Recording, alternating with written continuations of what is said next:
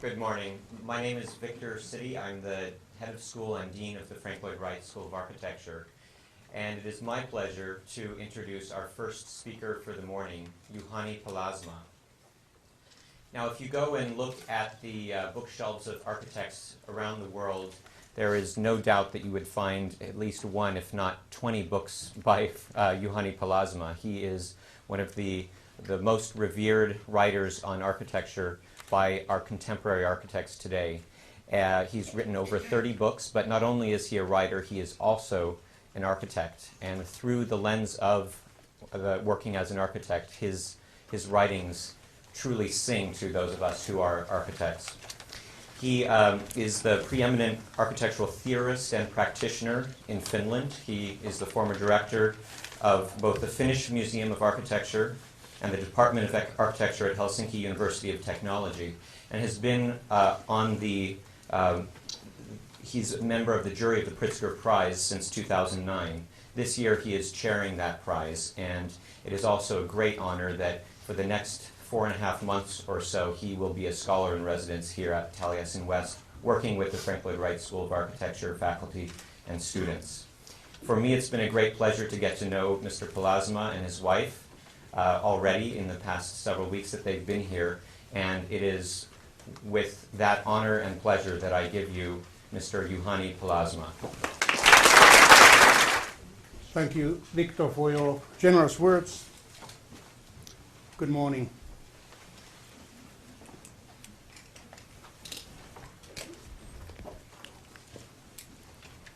Instead of attempting to step on the ground of the neurosciences, I wish to elaborate on the specific mental essence of architecture, a territory that is deeply biologically and culturally grounded, but but this background is frequently neglected.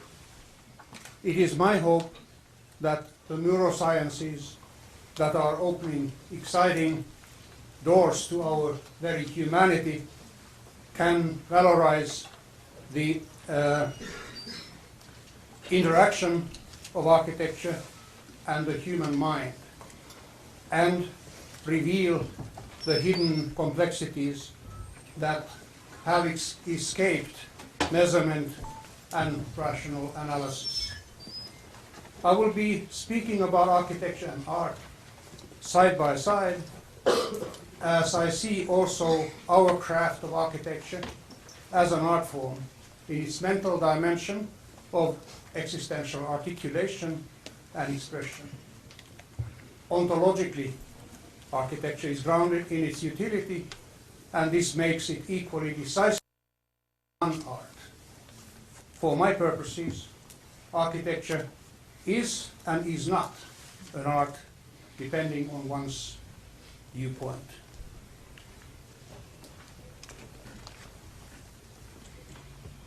The purpose of our buildings is too often seen solely in terms of functional performance, physical comfort, economy, symbolic representation, and aesthetic values. However, the task of architecture extends far beyond its material, functional, and measurable dimensions, and even beyond aesthetics, into the mental and existential sphere of life. Buildings do not merely provide physical shelter or facilitate distinct activities. In addition to housing our fragile bodies and actions, they need to house our minds, memories, desires, and dreams. Buildings mediate between the world and our consciousness through internalizing the world and externalizing the mind, structuring and articulating lived existential space and situations of life. Architecture constitutes our externalized system of order, hierarchy, and memory. Architecture also concretizes human institutions, to use a notion of Louis Kahn, the layering of culture, as well as the course of time. It is not generally acknowledged that our constructed world also domesticates and scales time for human understanding. Architecture slows down, halts, reverses, or speeds up time, and we can appropriately speak of slow and fast architecture. Architecture gives limitless and meaningless space, its human measures and meanings, but it also tames endless time to the limits of human experience. As Carsten Harris, the philosopher, suggests, architecture is a defense against the terror of time. Finally, Gaston Bachelard assigns a truly monumental task to architecture.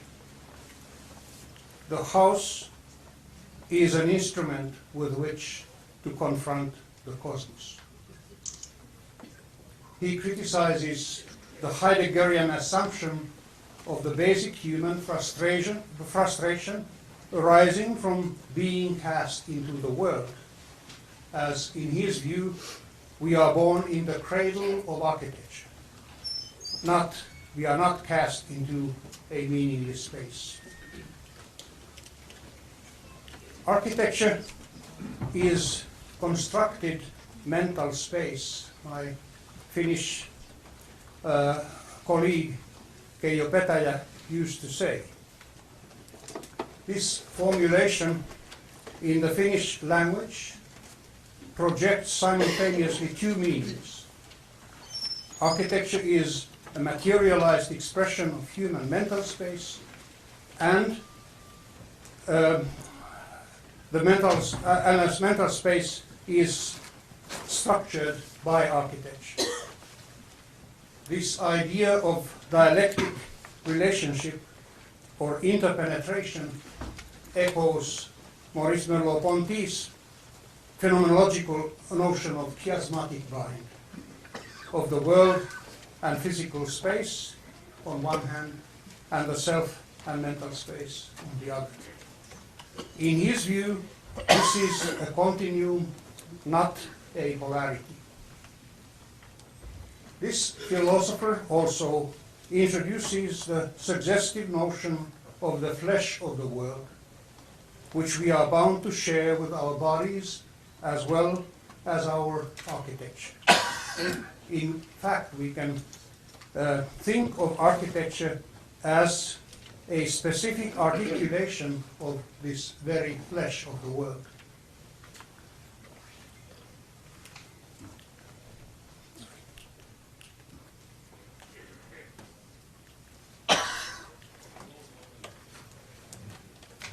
As most architects, I was educated to regard our craft primarily as visual and aestheticized spatial structures, possessing distinct formal characteristics and qualities. Gradually, I have learned to confront buildings experientially as encounters of the physical structures and my potential sense through my internalized multisensory perception, or internalizing.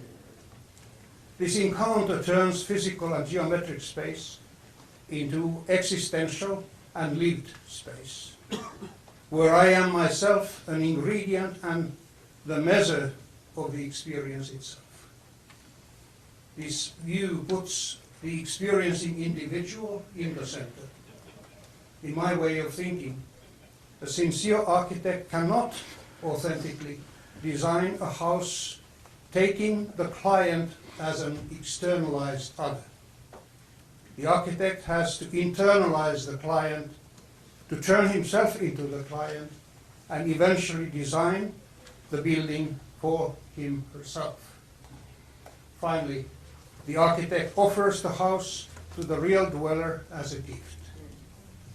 Profound architecture is always a gift, as it necessarily transcends its given points of departure and factual conditions. This process is similar to the gift where a woman offers her womb to give birth to a child that the other woman is incapable of doing. What else could a poet or painter express than his encounter with the world? Merleau-Ponty asks. An architect is bound to articulate this very same personal encounter regardless of the utility of his task. This might sound like a self-centered position of the designer, but in fact it emphasizes and concretizes the subtlety of the human responsibility of the designer. In an essay written in memory of Herbert Reed, Salman Rushdie writes, "In the creative act, the boundary between the world and the artist softens and permits the world to flow into the artist and the artist to flow into the world." Also, profound pieces of architecture sensitize this boundary between the world and ourselves. I experience this moment and my relationship with the world as profound and meaningful as it projects specific frames and horizons for my perception and understanding of the existential situation. Particularly in today's artistic world seeking novelty and effect, arts and architecture are seen as modes of the artist's and architect's self-expression. I have become increasingly doubtful of this attitude. Baltus, his right name was Balthasar Klosowski de Rola, one of the greatest figurative painters of the 20th century, expresses his criticality of the idea of artistic self-expression. Quote, "If a work only expresses the person who created it, it was not worth doing. Expressing the world, understanding it, that is what seems interesting to me." This is a rather unexpected attitude from an apparently exceptionally self-conscious painter. He even demands a distinct anonymity of artistic works, as he writes, Great painting has to have universal meaning. This is really no longer so today, and this is why I want to give painting back its lost universality and anonymity, because the more anonymous painting is, the more real it is. Again, I suggest that the same criterion applies to our field. But this is certainly an untimely view in today's world of star architecture.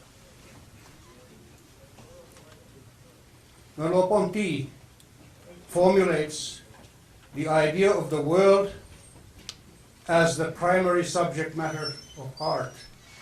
And architecture, we may add followingly.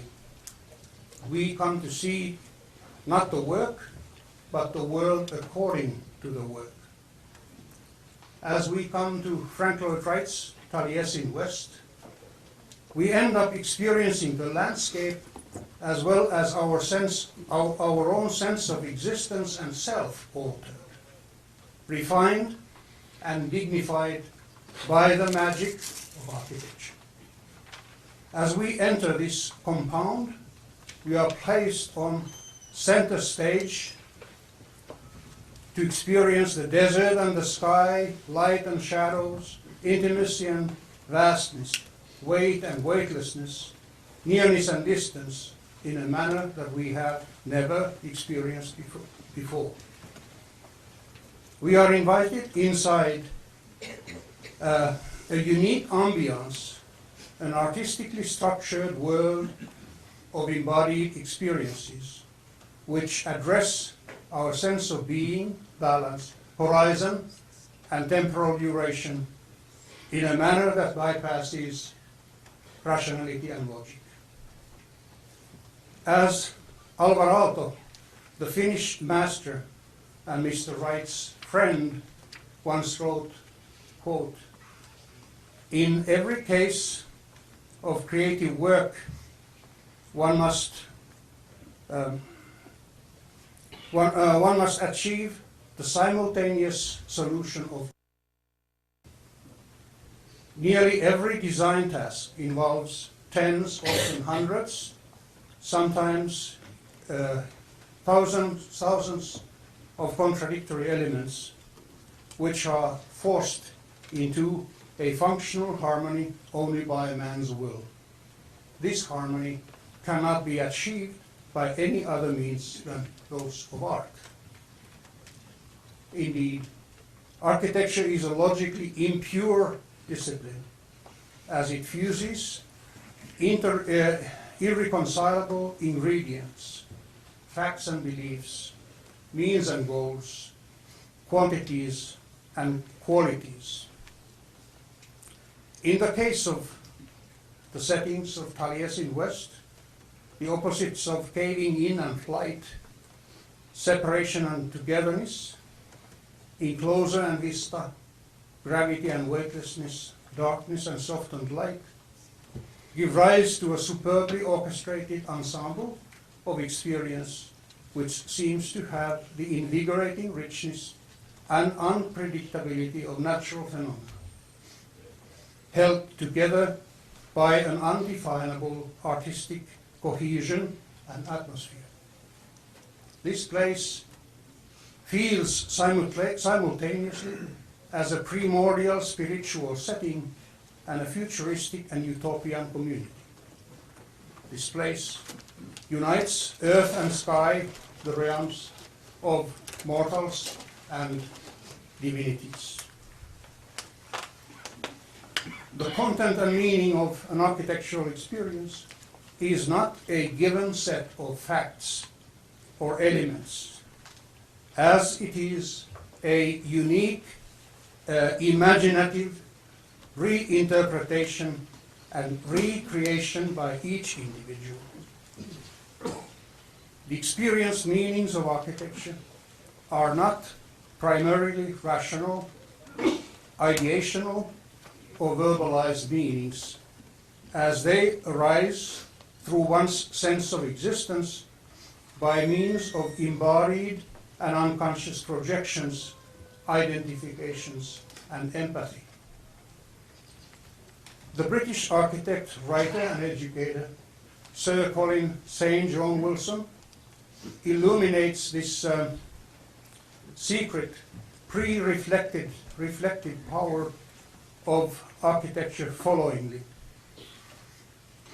It is as if I am manipulated by some subliminal code, not to be translated into words, which acts directly on the nervous system and imagination, at the same time stirring intimations of meaning with vivid spatial experience as though they were one thing.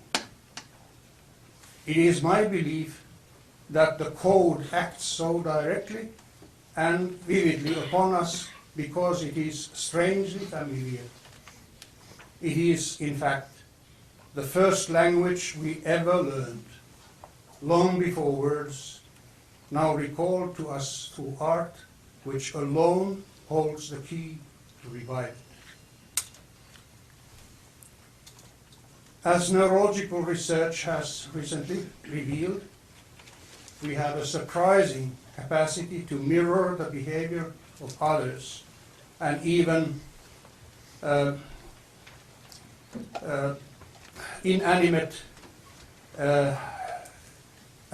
animate inanimate material constructions and objects. Be like me is the call of great poetry, according to Joseph Brodsky. A profound building makes the very same suggestion. Be like me. Be a little bit more sensitive, perceptive, and responsible. See the world through my eyes and enjoy it. The world of art and architecture is fundamentally an animistic world awakened to life by the projection of our own imageries, associations, intuitions, and feelings unto it.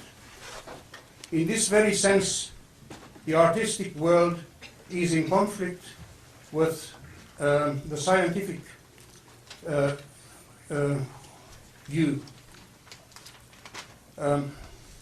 Here I recall an idea by Gaston Bachelard in his almost forgotten book of 1949 entitled The Philosophy of No, Philosophy of the New Scientific Mind, where he describes the historical development of scientific thought as a set of progressively more rationalized transitions from animism through realism, positivism, rationalism, and complex rationalism to dialectical rationalism. And he says or argues, the philosophical evolution of a specific piece of scientific knowledge is a movement through all those doctrines in the order indicated. In my view, art struggles to advance in the reverse direction, back towards the animistic understanding of the world. So my understanding, art and science are on the same continuum, but their tendency is to go to opposite directions. We have an amazing capacity to grasp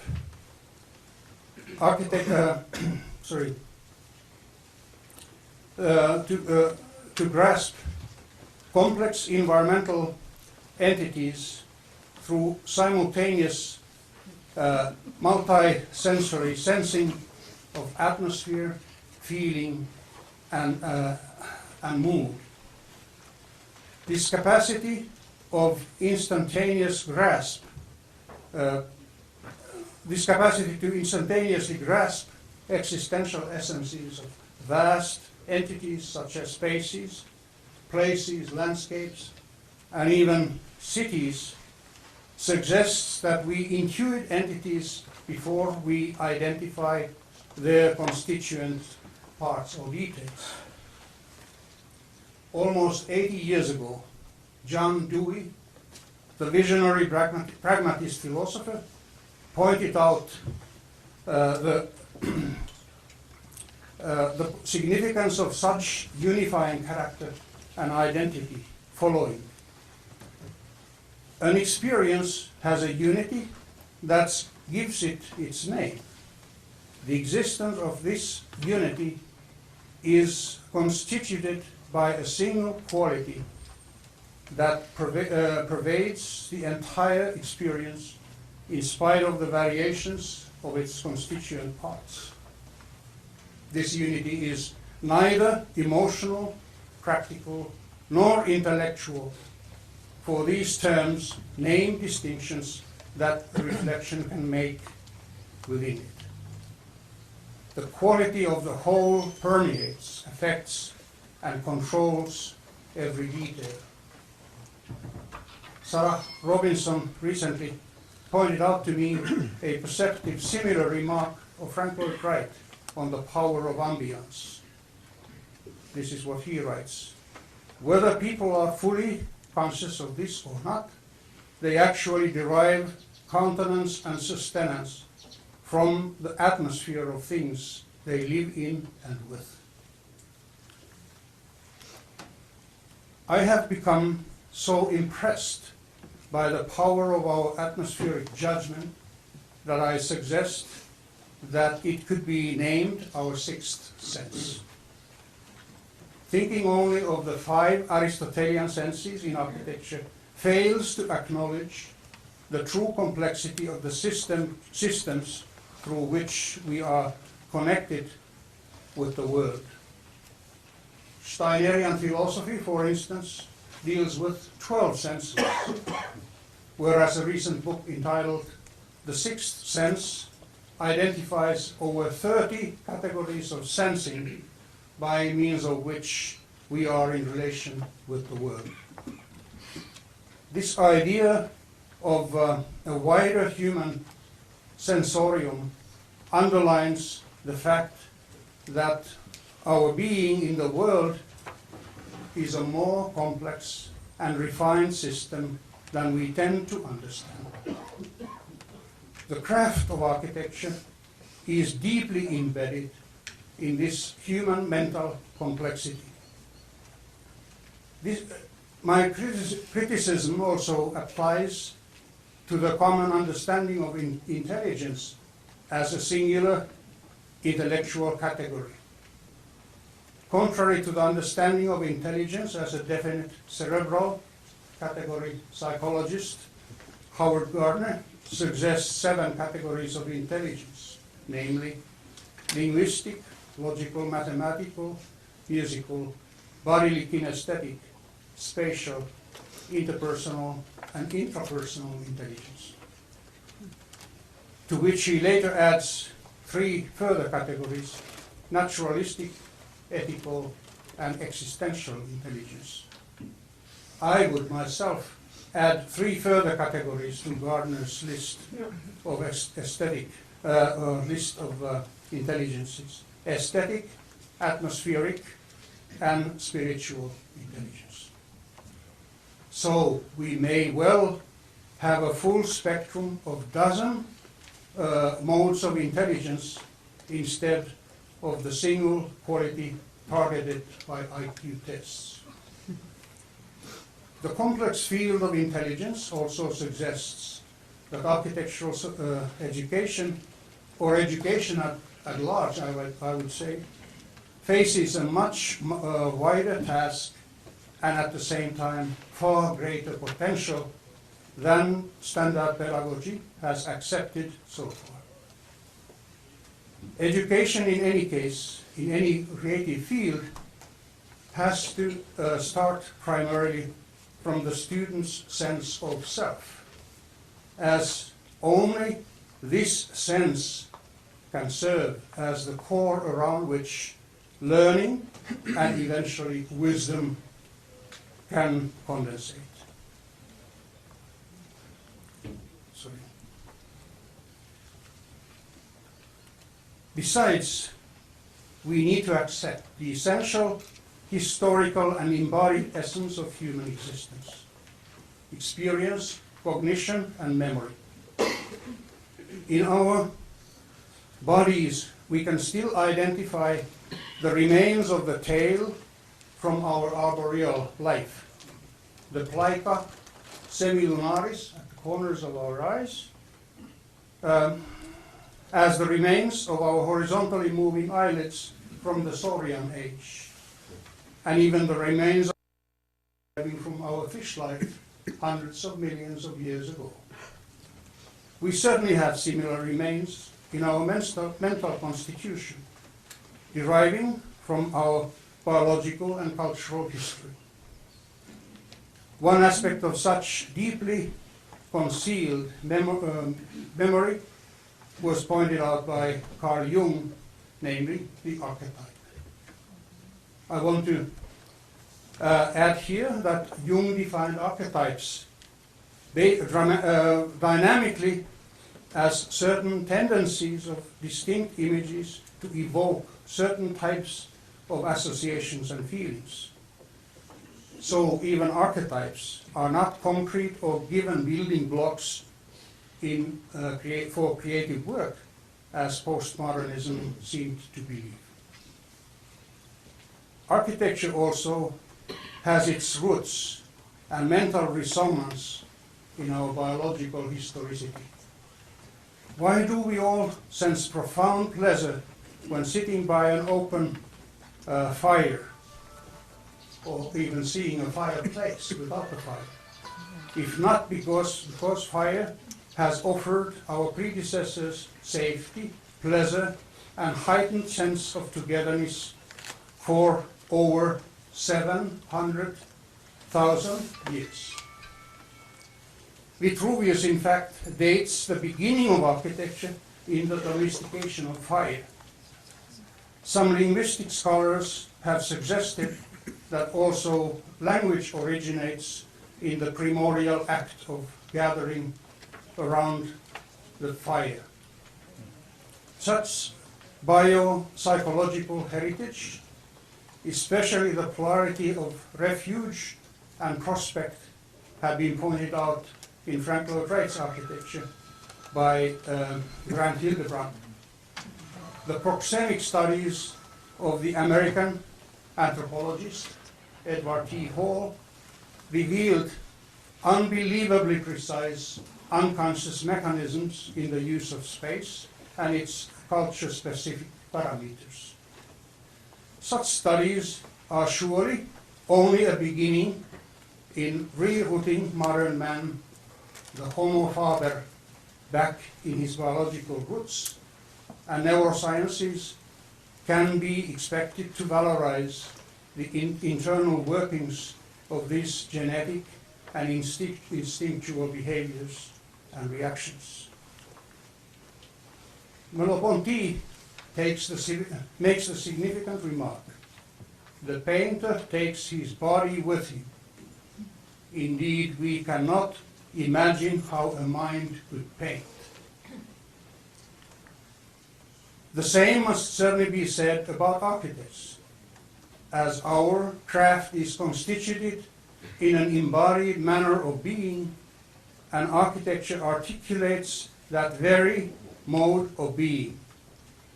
In my way of thinking, architecture is more an act of the body and existential sense than of the eye, more of emotive and unconscious feelings than rational means. This is where the logocentric and over-intellectualized theorizing in architecture, so popular in the recent past, has gone decisively wrong. I am not speaking against attempts to grasp the structure or logic of experiential phenomena. I am merely concerned of a reductivist or biased understanding of architectural reality. In the mid-1930s, Alvarado wrote about an extended rationalism and urged architects to expand rational methods even to the psychological and mental areas. Both Wrights and Aalto's works are examples of an architecture that benevolently embraces us, but which we are hardly able to explain intellectually. This is an architecture that is directly connected with our human nature by the architect's intuitive wisdom. We are mentally and emotionally affected by works of architecture and art before we understand them, or indeed, we usually do not understand them at all. I would argue that the greater the artistic work is, the less we understand it intellectually. The distinct mental short-circuiting between a lived and emotional encounter and intellectual understanding is a constitutive character of the artistic image. Art is not about understanding as an artistic image is an existential encounter which momentarily reorients our sense of being. Great works possess timeless freshness, and they project their enigmas always anew, as if we were each time experiencing the work for the first time. I like to revisit architectural and artistic masterpieces around the world in order to repeatedly encounter the magical sense of newness and freshness. The greater the work is, the greater is its resistance to time. As Paul Valéry, the poet, suggests, an artist is worth 1,000 centuries. A wonderful idea. Zemir Zeki, one of the neurologists today, studying the neural ground of artistic images and effects, regards a high degree of ambiguity, such as the unfinished imagery of Michelangelo's slaves, or the ambivalent human narratives of Johannes Vermeer's paintings, as essential contributors to the greatness of these works. In reference to the great capacity of profound artists to evoke, manipulate, and direct our emotions, he makes the surprising argument. Most painters are also neurologists. They are those who have experimented with, and without ever realizing it, understood something about the organization of the visual brain, though with the techniques that are unique to them. This statement echoes, interestingly, an argument of the Dutch phenomenologist therapist Van den Berg. All painters and poets are phenomenologists. Artists and architects are phenomenologists in the sense of being capable of pure looking, an unbiased and naive manner of encountering things. A recent book, Proust as a neurologist, already popularizes this topic, arguing that certain masterful artists such as Walt Whitman, Marcel Proust, Paul Cézanne, Igor Stravinsky, and Gertrude Stein anticipated certain neurological findings of today in their art. In his book, The Architect's Brain, Harry Malgrave has connected the latest findings in the neurosciences with the field of architecture in accordance with the objective of our symposium. In his book, The Inner Vision, Zeki suggests the possibility of a theory of aesthetics that is biologically grounded, a theory of aesthetics that is biologically grounded. Having myself studied animal building behavior and the emergence of aesthetically motivated choice in the animal world for 40 years, I have no doubt about this. What else could beauty be than nature's powerful instrument of selection in the process of evolution? Joseph Brodsky, the poet, assures us of this with the conviction of an artist. The purpose of evolution, believe it or not, is beauty. It is beyond doubt that nature can teach us great lessons about design. This can be seen in the emerging new fields of studies, such as bionics and biomimicry, for instance. A couple of years ago, I attended a conference in Venice entitled "What Can We Learn from Swarming Insects?", organized by European Center for Living Living Technology. The participants were biologists, mathematicians, computer scientists, and 2 architects. We are surely to have more of these deliberations in the future. Eduardo Wilson, the world's leading myrmecologist and pioneer in biophilia, which he defines as the new ethics and science of life, makes the dizzying argument that the superorganism of a leafcutter ant nest is a more complex system in its performance than any human invention and unimaginably old. In his study on the neurological ground of art, Cecchi argues that art is an extension of the functions of the visual brain in the search for essentials. I see no reason to limit this idea to the visual brain, as I think it concerns our entire relationship with the world. We extend the functions of our perceptual systems, consciousness, emotions, and understanding through art and architecture. The role of architecture as functional and mental extensions of our capacities is clear, and in fact, Richard Dawkins has described various aspects of this notion among animals in his disputed book, The Extended Phenotype. And he suggests that such fabricated extensions should be made part of the phenotype, the definition of the species in question. So the dams and water regulation systems of beavers, for instance, should be part of the phenotype of beaver. In the same way, he says, as opera, the institution of opera should be part of the phenotype of man. Works of meaningful architecture grasp intuitively the essence of human nature, in addition to being sensitive to the hidden characteristics of space, form, and materiality. By intuiting this knowledge, architects are able to create places and atmospheres that make us feel safe, comfortable, invigorated, and dignified, without being able to conceptually theorize that their skills.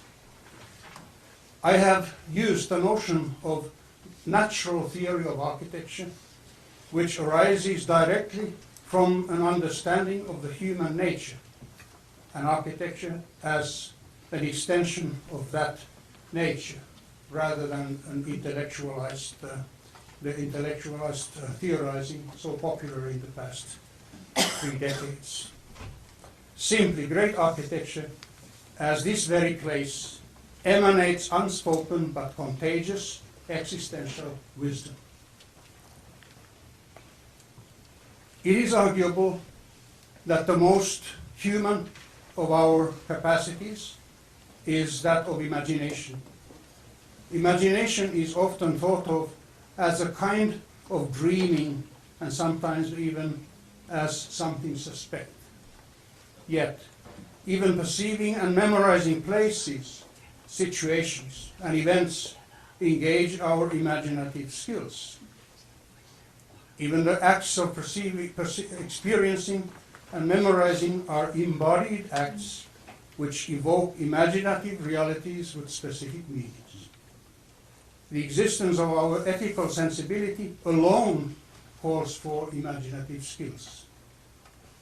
Recent studies have revealed that the acts of perceiving and imagining take place in the same areas of brain, and consequently these acts are closely related. Even perceptions call for imagination, as percepts are not automatic products of our sensory mechanisms. They are essentially creations and products of intentionality and imagination. We could not even see light without our inner light and formative visual imagination, as Arthur Jasonk, the physicist, argues. And reality is a product of the most august imagination, as Wallace Stevens suggests. We do not judge environments merely by our senses. We also test and evaluate them through our imagination. Comforting and inviting settings inspire our unconscious imagery, daydreaming, and fantasies.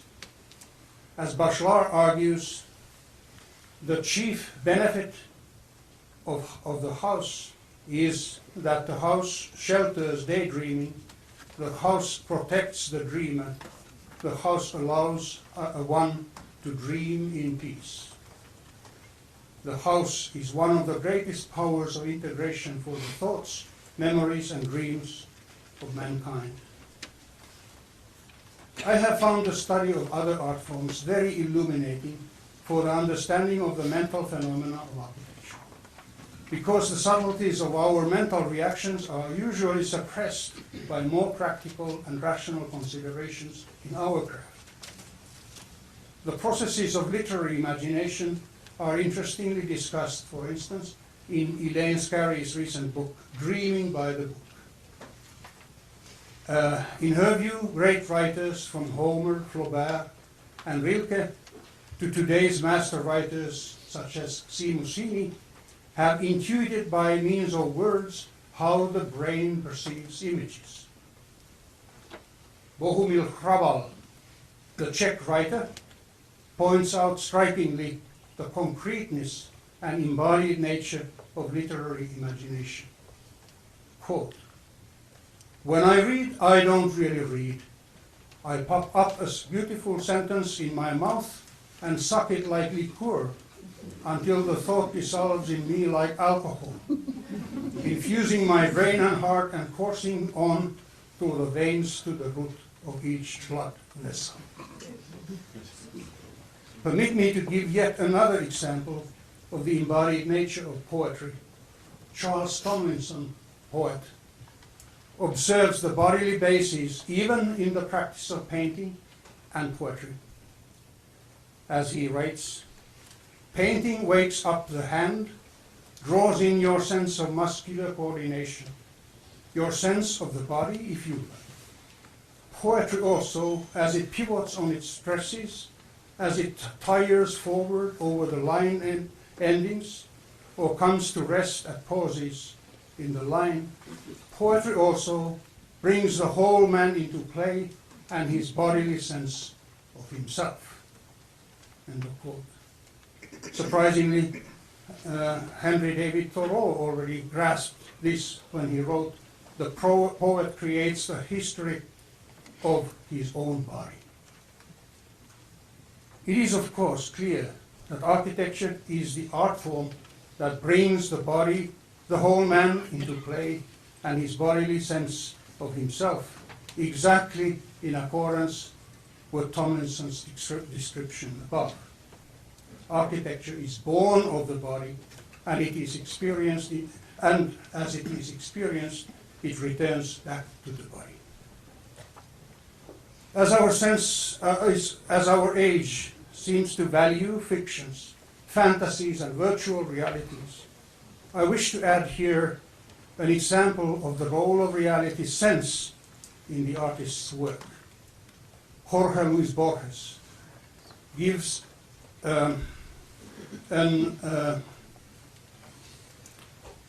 important advice concerning the requirement for a sense of reality and artistic plausibility.